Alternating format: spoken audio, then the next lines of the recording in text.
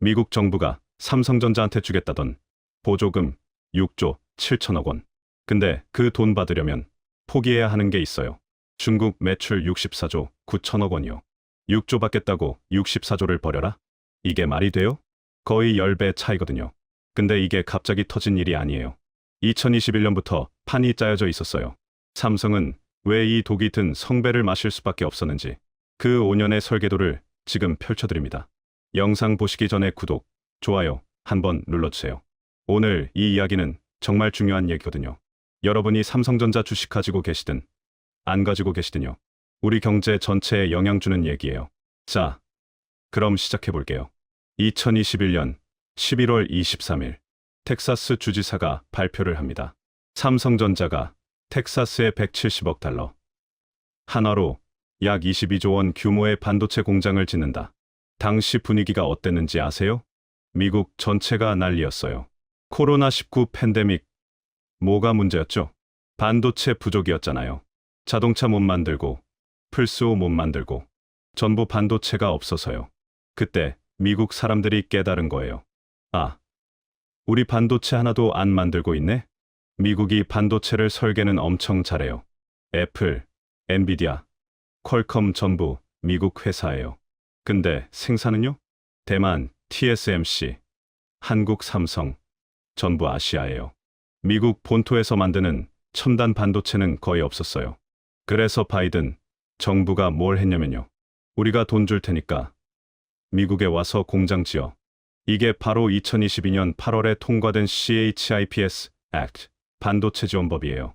총 527억 달러, 약 70조 원을 푼 거예요. 삼성 입장에서는요. 완벽한 타이밍이었어요.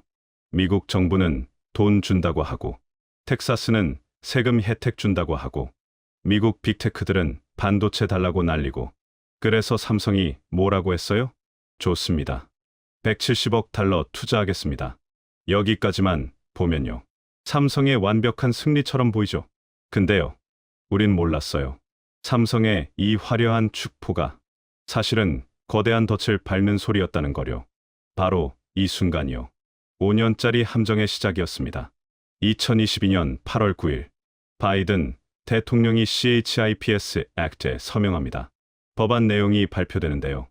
여기에 가드레일 조항이라는 게 있었어요. 가드레일이 뭐냐면요. 고속도로 가다 보면 중앙선에 철제 난간 있잖아요. 차가 넘어가지 못하게 막는 거요.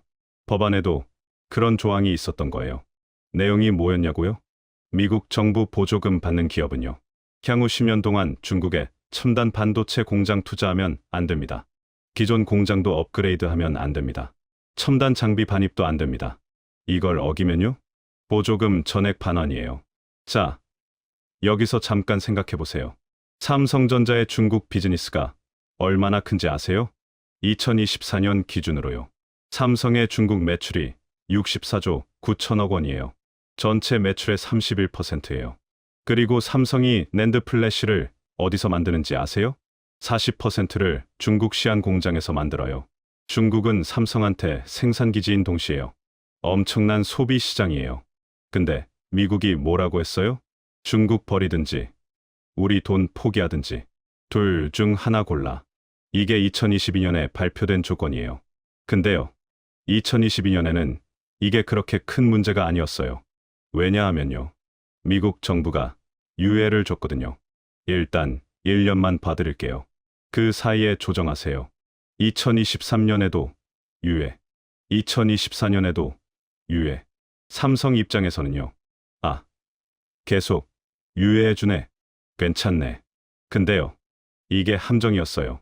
미국 정부가 왜 유예를 계속해줬을까요? 고기를 살찌우고 있었던 거예요. 손을 뗄 수 없을 만큼요. 빠져나갈 수 없을 때까지요. 2024년 4월 삼성이 발표를 합니다. 텍사스 투자 규모를 170억 달러에서 440억 달러로 늘리겠습니다. 거의 2.6배 증가해요. 한화로 약 64조 원이에요. 왜 투자를 늘렸을까요? 2025년 3월에 테슬라랑 계약을 맺었거든요.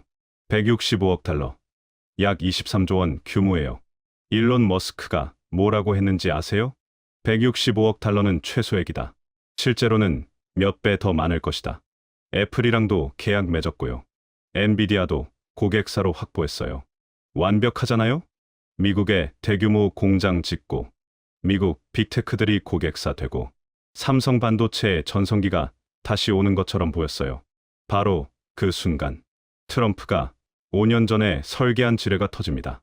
2024년 12월 미국 상무부가 발표를 해요.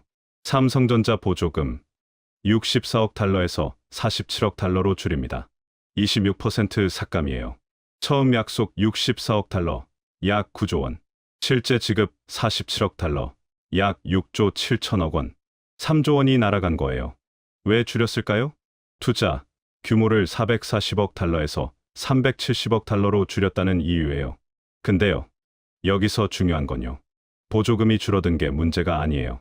진짜 문제는 가드레일 조항이에요. 6조 7천억 원을 받으려면요. 10년 동안 중국 투자를 못하는 거예요. 자, 계산을 한번 해볼게요. 보조금 6조 7천억 원 받음. 중국 매출 64조 9천억 원 연간. 64조 9천억 원 전부를 포기하진 않겠지만요. 중국에서 사업 확장을 못하면요. 경쟁사들한테 시장을 내주는 거예요. 중국 메모리 반도체 업체가 가만히 있을까요? 중국 정부가 수백억 달러 투자해서 자국 기업 키우고 있거든요. 삼성이 중국에서 발 묶이는 순간요. 중국 업체들이 치고 올라오는 거예요. 그럼 어떻게 되냐고요? 중국 시장만 잃는 게 아니라요. 글로벌 시장 점유율도 떨어지는 거예요. 한번 비유를 들어볼게요. 여러분이 편의점 사장이에요. 두 곳에 가게가 있어요. A지점 월 매출 600만 원, B지점 월 매출 60만 원. 정부가 와서 이러는 거예요. B지점 리모델링 해드릴게요. 60만 원 지원해 드릴게요. 근데 조건이 있어요. 앞으로 10년 동안 A 지점은 손대면 안 돼요. 확장도 안 되고 장비도 못 바꿔요. 여러분이라면 어떻게 하시겠어요? A 지점은 매출이 10배 큰데요. 거기를 10년 동안 방치하라는 거잖아요. 경쟁 편의점이 바로 옆에 새로 생기면요. 손 놓고 당하라는 거예요. 이게 지금 삼성이 처한 상황이에요. 그럼 삼성은 어떻게 하고 있을까요? 2025년 현재요. 공사는 계속 진행 중이에요. 테일러 공장 진행률이 99.6%예요. 거의 다 지은 거예요. 근데요. 핵심 장비 반입을 미루고 있어요. 왜 그럴까요? 아직 결정을 못 내린 거예요. 보조금을 받을지 말지, 중국을 포기할지 말지. 이게 단순한 선택이 아니에요. 회사의 미래가 걸린 문제거든요. 만약 보조금을 받으면요. 장점 6조 7천억 원 받음. 미국 정부 지원 받음. 미국 빅테크 고객사 확보. 단점 10년간 중국 투자 불가. 중국 시장 점유율 하락.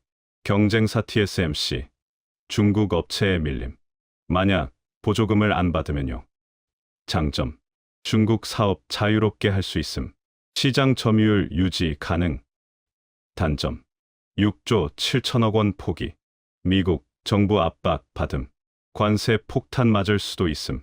어느 쪽을 선택해도 손해예요. 말 그대로요.